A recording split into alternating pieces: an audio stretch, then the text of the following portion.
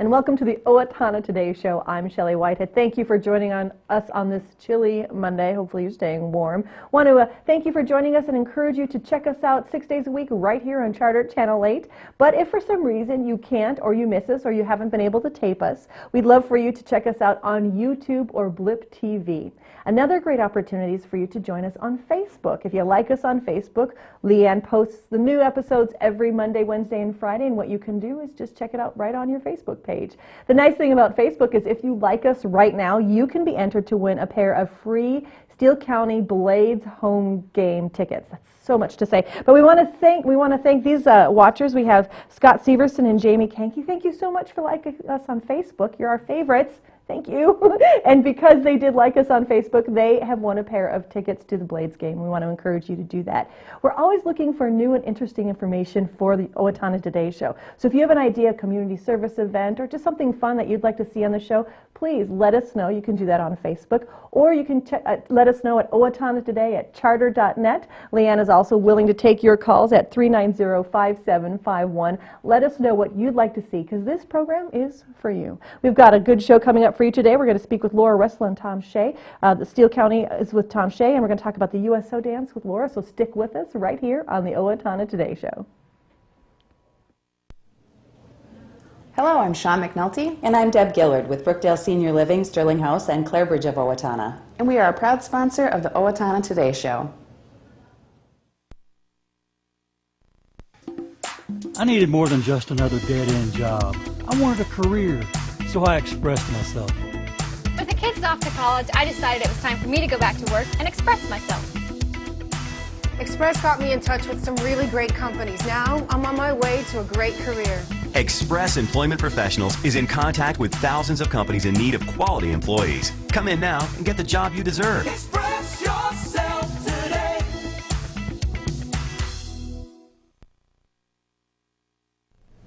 Hi, I'm Dr. Beth Giltvet of Horizon Eye Care Professionals.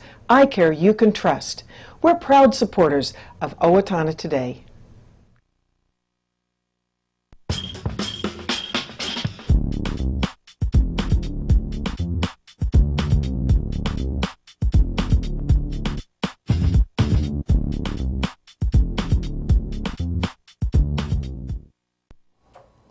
And we're back with the Owatonna Today Show. I have with me Laura Resler from the Steele County Historical Society. Good morning. It's all about Steele County today. It is. There's a whole lot of Steele County going on because so many amazing things are happening in Steele County. Laura, you're with the Historical Center, right? Which you've had that brand new building. And so tell us a little bit about the center itself and kind of what happened this past year. Well, you know, we've been open 9 months, and it's been an incredible journey all the way. You know, we've hosted many different exhibits. We have Minnesota Homefront in place now, which is a traveling exhibit from the State Historical Society. Mm-hmm. And when we do those, we're kind of charged to come up with companion programming for all these. And actually, our exhibit is bigger than theirs. So, that'll show them. So we... what we did was, in looking at Steele County, there were many businesses that retooled to aid the war effort, and Jostens and OTC actually won the Army-Navy E Award for excellence in serving the government during the war years. So there was a lot of local history. The canning factory went back to making dehydrated potatoes. Gandy Company had a spreader they used to seed and grass airstrips in the Pacific. So, you know, when you think about a small community and the impact it had on a huge war and that, lots of local history to tie in with the exhibit. Well, and I know that along with one of those things, you're having an author come talking about telling stories. You're going to do things like that. So, but one of the big things you have coming right now is our USO dance. USO themed dance. This is the USO had dances here back in the day, right? So, because there was an active USO. Right. There were actually, you know, during World War II, there were canteens throughout the United States. Mm-hmm. They did an enormous amount of work overseas. You know, Bob Hope, Bing Crosby, Marilyn Monroe. You know, huge entertainers that have gone overseas and entertained the troops to try to, you know, give them a respite from the war and that. So it's been a long-time service organization for military personnel. And we discovered it's called United Services Organizations, bringing those Yes. things together. So you decided to have this dance, and so tell us a little bit about the dance itself that you're going to be having. Well, last year, before we even opened, we had the cabin fever reliever, and we loved it so much, and people loved it so much that we thought, well, it'd be nice to do a January fundraiser, kind of get out and do something fun in the winter and that. So this year, to tie in with the Homefront exhibit, we went with the USO theme. And we've got the Southern Minnesota Real Big Band with Kim Cousins. They played at the Hangar Dance several years ago out at the airport, and they are, excuse me, absolutely phenomenal. And then, we've got incredible young talent in the county. So we have the Blooming Prairie Jazz Band and the Owatonna High School Jazz Band. So lots of local talent, and the kids will start off at 5, and then at 5:45 is the OHS band, and then Kim starts at 7 with his band. And then we even have Mike Eckers, who is known locally for his books, doing a World War II correspondent interpretive performance. So, nice. So he's going to do that, and then he's going to come back in February and do a lecture as well with that same Oh, good. theme. Well, the nice thing about this is it's not sit back and watch. This is not the intention. It's not a concert. It's very interactive. In fact, you've got some fun things going on for people who want to dance, too. Right. We've got the dance contest, and that'll be a people's choice. So if you want to boogie woogie, come on out. If you want to judge people. If you want to judge people, whatever you want to do. And we start off the evening with a great roast beef dinner from Culver's. Culver's was there last year for us, and they're back again. And Roger and his crew do a great job, and we're very appreciative of him coming in to do that for us. And then there's children's activities from 4 to 7. They're going to be doing like a minute to win it, and then the Willow Creek teachers are providing an activity, which is a surprise because don't quite know what that will be yet. But Jen and Julie do a great job. So, we've got wonderful, wonderful entertainment and things to do. We've got our gift shop will be open, so if you want to peruse that a little bit, and that tickets are only $20 for the dance. We do limit the dinner to 300. Okay. Well, that makes sense. And as many people as want can come to the dance, and there's a $5 cover charge after 7 for the dance. And the whole point of this is, we have about $185,000 left on the History Center. A $3.3 million project, no taxpayer revenue. So we're very, very proud that we've come this far, and we just need to close that gap Well, just and I was a little reading bit. you want a burn the mortgage, and you're hoping to do this by your first anniversary. Right, April In 26th. April 26th. So we need That's to raise $185,000. Quite ambitious. Yes. And so this is a fun way that people can be a part of that. Right. Anyone who's had any long-term time in Steele County is a part of this history of it. Absolutely. And so they if they haven't been over to see the facility, this is a perfect time to come and see It's that. a great time. We get lots and lots of compliments on the facility. It belongs to the people of Steele County.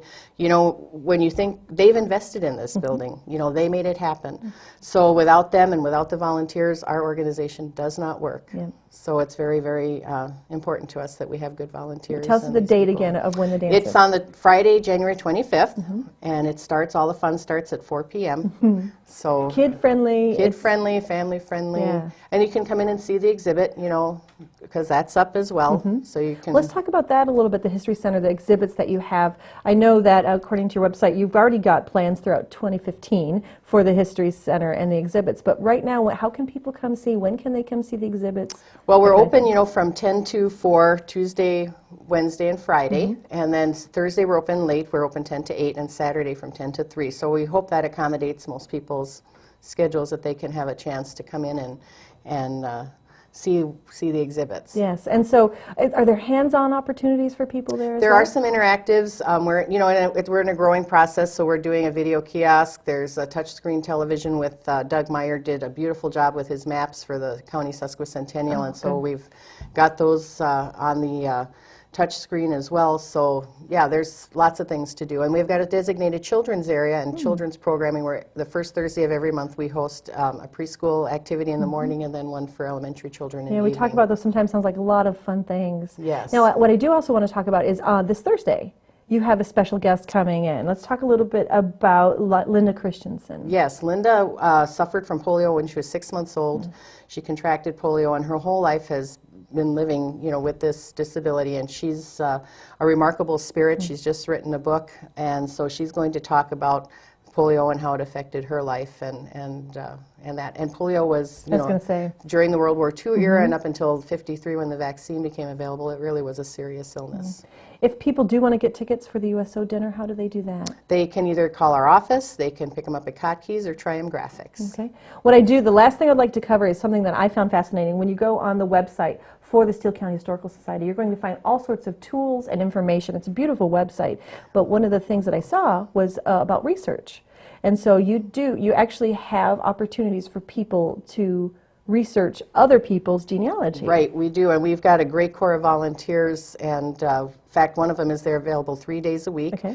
Alice Netto, and she's a wonderful researcher. So if anybody's interested, if you're a member, you can do the research on your own for free, so it's another member benefit. We have access to Ancestry.com, so lots of opportunities for that as well. And it doesn't have to just be Steele County. No, No. I mean, you can research all over the world with the databases and the access that we have. That's so exciting. Now, one of the things that you've mentioned a couple times, and I'd like to bring that up again, is volunteers. Right. So tell us a little bit about your volunteer program, and if somebody loves history themselves or loves even working with genealogy and they'd like to be a part of that, what are some options they have? Well, they can certainly volunteer for many different things. You know, we need receptionists, we need hosts for buildings, we need research people, archives people, so if you want to volunteer, we'll find a place for you. So now I want to thank you for your time today, and this Well, is an thank exciting you. team. So this is one of your major fundraisers to try and Right. burn that mortgage. Are you going to have other opportunities for people? I know they can become a member of the History Center. What are the benefits of becoming a member of the History Well, you Center? know, you're supporting the Historical Society, you have access to the genealogy and research, you have free admittance to all our lectures and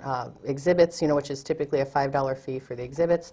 So, and then we have a time travelers exchange where you can get reduced or free admission at other historic venues. So good. your membership will pay for itself just very quickly. And what other ways can people help donate to the History Center if maybe they can't make the event or they would like to see this paid off by April? Well, you know, we always accept checks. Cold hard cash, yes. So, you know, if they would like to make a donation, we're more than happy to accept it. Well, you can see the information on the screen right now. If you would like to be part of the Steele County Historical Society, you can email them, call them, let them know about your interest. And it sounds like there's a wide variety of opportunities for people to volunteer. I'm sure even at the USO you might need some volunteers to help run You that. can always use extra hands, Yeah, absolutely. So good. Thank you for your time, Laura. Thank you. Appreciate it. And we'll hopefully see you at the USO dance. We'll be right back with Tom Shea. Stick around. I'm Diane Wilson of Profinium Financial, the bank that helps you achieve your financial dreams. Profinium Financial is proud to be a supporter of the Owatonna Today Show. The Owatonna Police Department would like to remind you to drive safely this winter season. Clear all snow and ice from your vehicle's windows before driving on the road. Turn on your headlights to increase your visibility to other drivers. Reduce your speed to match the road conditions. Increase the distance between you and the vehicle ahead of you. Approach all intersections with caution as if they were slippery. Doing these simple things will decrease your chances of becoming involved in a fender bender this winter season. Hello, my name is Shannon Cliff. I'm the Patient Services Manager at Mayo Clinic Health System in Owatonna. I'd like to talk with you about our same-day clinic. Starting at 7 o'clock, you can call into the clinic where we will look for an appointment with your primary care provider. The second option, we would look to our same-day clinic to book an appointment. The third option would then be to have you walk into our facility to be seen. If you have any questions regarding same-day appointments, we'd be happy to answer them. Please call 451-1120. Hi, this is Dr. Amy Swain, and I want everyone to hear better. At Amy Swain Hearing Centers, we offer many different brands of hearing instruments because everyone has a different lifestyle. Let me, Dr. Amy Swain, help you find the best hearing device for your hearing needs at Amy Swain Hearing Centers of Owatonna, Austin, and Waseca. Call 1-800-804-3361 for an appointment today, or visit my website at www.amyswainhearingcenters.com, because you deserve to hear better. Hi, I'm Brenda with the Mortgage Office of Brenda Bednar, aligned with American Mortgage and Equity Consultants, where closings feel right from the beginning. I'm a proud supporter of the Owatonna Today Show. And welcome back to the Owatonna Today Show. I almost said Steele County Show because that's what it feels like as we're talking about Steele County again. Hello, Mr. Shea. Good morning. How's it going? Very well, thank Good. You know what I would love for you to do real quick? I Yes. would love for you to introduce yourself, tell our audience who you are, and then we'll go from there. Well, I'm Tom Shea, Steele County Administrator and lifelong resident of Steele County. Been involved with county government for 22 years and past years an administrator. Okay. So you kind of know your way around Steele County a little bit. There's certain parts of Steele County that I'm aware of that not everyone is. How's that? Ooh, the seamy underbelly of Steele County. Nice. Yeah. Well, let's talk about 2012 and Sure. talk. It's over, done. The books are closed. Let's talk a little bit about that year in Steele County. For Steele County government, it was as all governmental institutions these days, it was challenging. It was particularly challenging for Steele County because of a couple issues that continue to be at the forefront that we'll be dealing with here in 2013. My position was, I assumed my position February 1st, so that transition from a coordinator to an administrator is always a little bit challenging internally, but I think we've weathered that well and making great progress to normalize those operational things. As far as the level of service that the county delivers to the public and the public expects, I think county did exceedingly well. Even with the budget challenges and everything else, I don't think we saw the service diminish. In fact, in a number of areas, it's been enhanced. Our participation with SCCL, Steele County's Communities for a Lifetime, and the new CODA skilled nursing care facility, which will be opening up here mid-February, went quite smoothly and really has given the community greater access to those types of services. So I think all in all, we had some challenges. I think we came through well. A few scars, but nothing that... Well, it's government. What can you do? Right. Here's my question, and this might be an odd one, and I apologize if it is. No. What is your mission statement? When you walk into work, what are you hoping to accomplish? Well, it's interesting you would mention that because we're right in the middle at this point of redefining what that mission statement is for the county.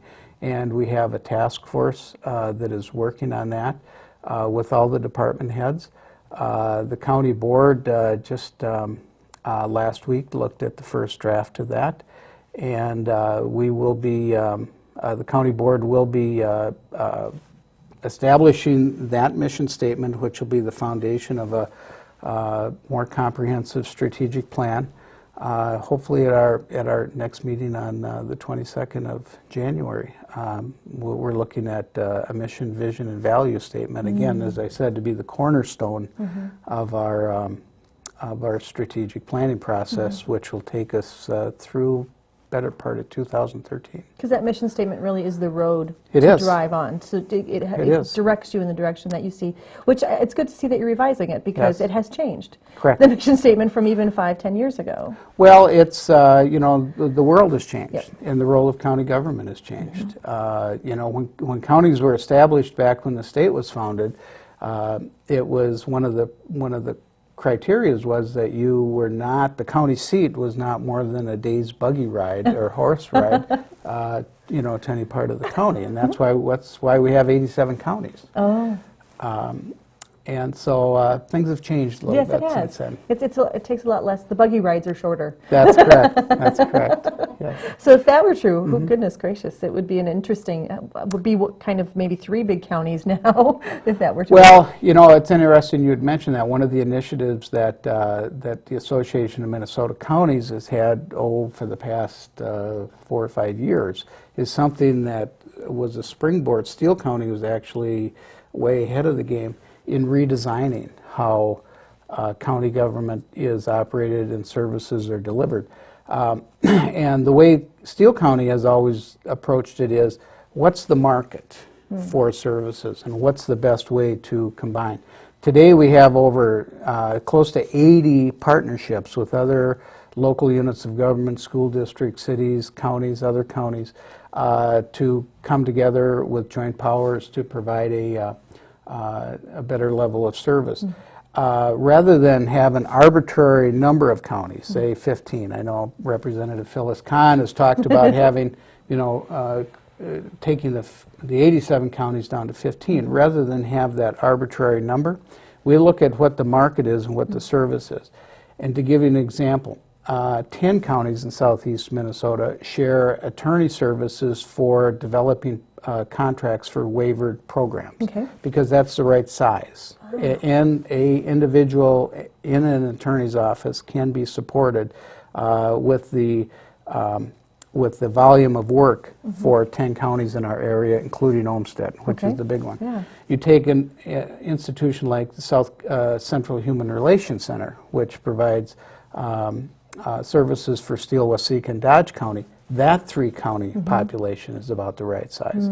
So rather than an arbitrary number of counties, we look at what the service delivery area is. That is fascinating. And in fact, the more people we have coming in to talk to us in the Owatonna Today show, the more we see that it's not just one county. It is working with other counties because it makes sense. Right. It's close by, there are those needs there, and to centralize that kind of information is very important. Correct. Well, what can we look for as we're looking forward to 2013? Well, as we were talking about before the show, and earlier in the show, some of the things that were challenges in 2012 continue to be.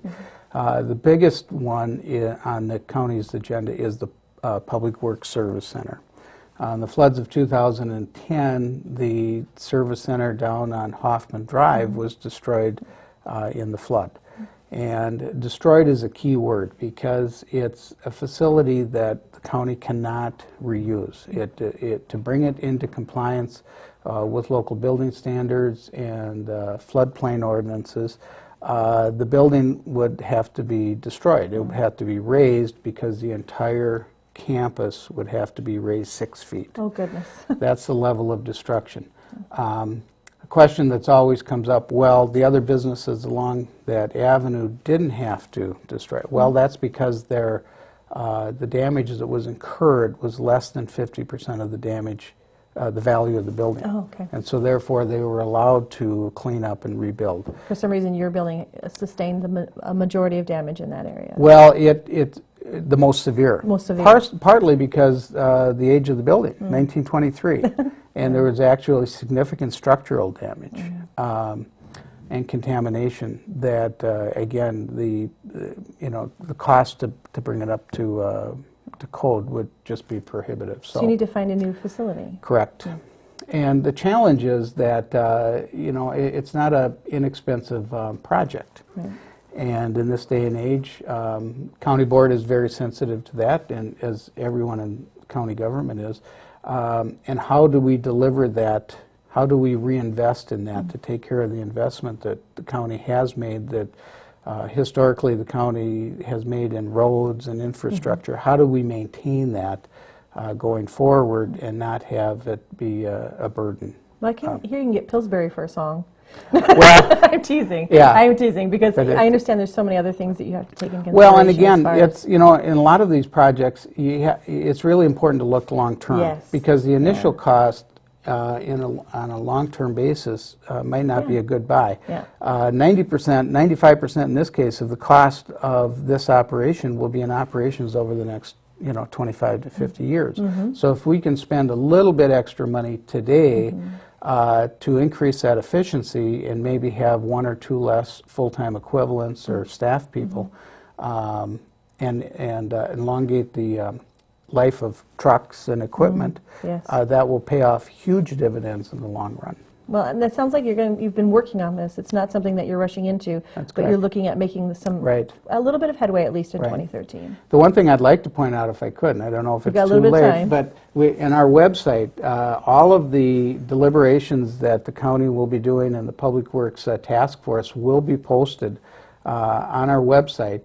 And Leanne's focusing in our web address is there, and then the highlighted areas will have a link right to the to that. So if you're interested in any budget results or anything like that, Yes. election results, it looks like that's in there. Right. The entire budget for the county is on there, and everything, all the deliberations and all the documentations and all the budgeting, all of the minutes of the Public Works Task Force will be posted on that website. So If people have also suggestions or questions, that's another good place to go to? yes, absolutely, and we certainly invite those who want to answer all those questions. Good. Well, thank you for your time today, Tom. Yes. And good luck in Thank you. 2013. Thank you. Yeah. Thank you so much for joining us today. We'll be right back on the Owatonna Today Show.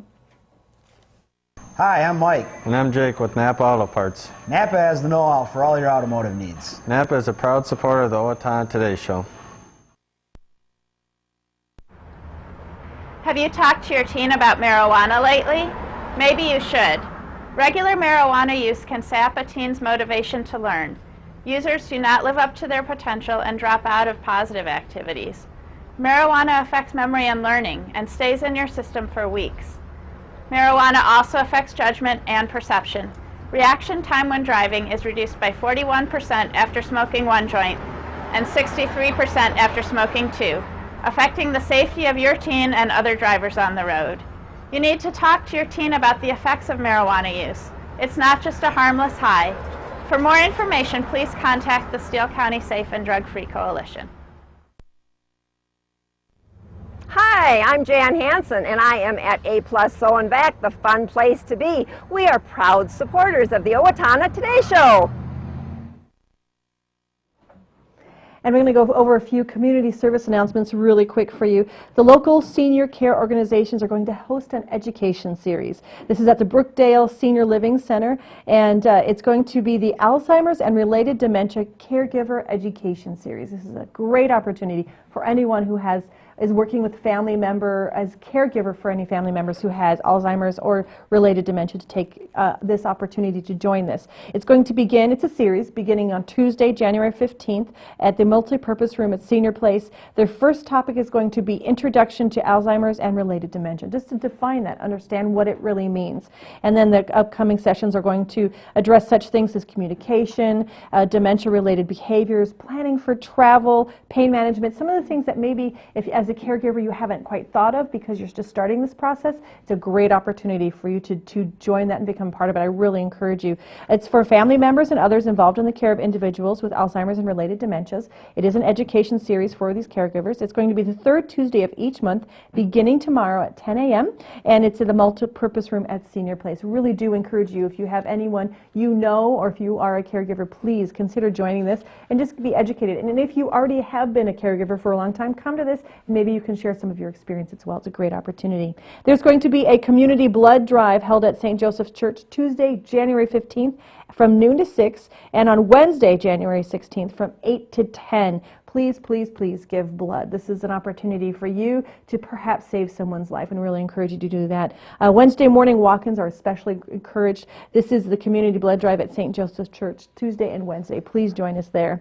And we had a chance to talk a little bit about this earlier, but want to give a few more details about the Steele County Historical Society inviting Linda Christensen. That is this Thursday at 7 p.m. at the History Center. That is located at 1700 Austin Road right here in Owatonna. She wrote the book, All the Steps I Have Taken Then and Now. If you know of anyone who has had polio, it's just a debilitating disease, and for those people who have overcome it, it's a great story of hope, and just really want to encourage you to join that. If you are not a member, it's $2, but if you are a member, of course, this is free. That is this Thursday, January 17th at 7 p.m. at the History Center in Austin Road. Thanks so much for joining us today. We'll see you on Wednesday right here on the Owatonna Today Show.